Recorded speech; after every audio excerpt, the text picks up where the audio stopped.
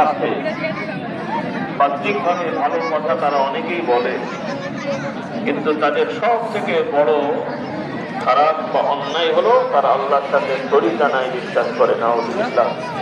এর সাথে তারা অন্যান্য অপরাধগুলো করে। তো যাই হোক, আমার ভাই বোনদের প্রতি আহ্বান, আমার যুবকরা সকলের প্রতি আহ্বান থাকবে, তোমরা ইসলামকে ভালো করে শেখো, কোরআন ভালো করে শেখো, কোরআন পড়ার চেষ্টা করো, অভ্যাস করো, ইসলামকে ভালো করে শেখার চেষ্টা করো এবং মানার চেষ্টা করো।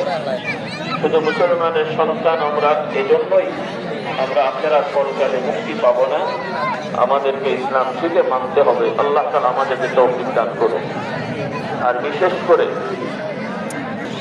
প্রত্যেক পুরুষ স্বামী হিসেবে তার দায়িত্ব পালন করা, বাবা হিসেবে তার দায়িত্ব পালন করা, সন্তান হিসেবে তার দায়িত্ব পালন করা, ভাই হিসেবে দায়িত্ব পালন করা, অন্তত একজন মুমিন পুরুষ হিসেবে আমাদের যে দায়িত্বগুলো আছে সেগুলো আমরা পালন করার চেষ্টা করি।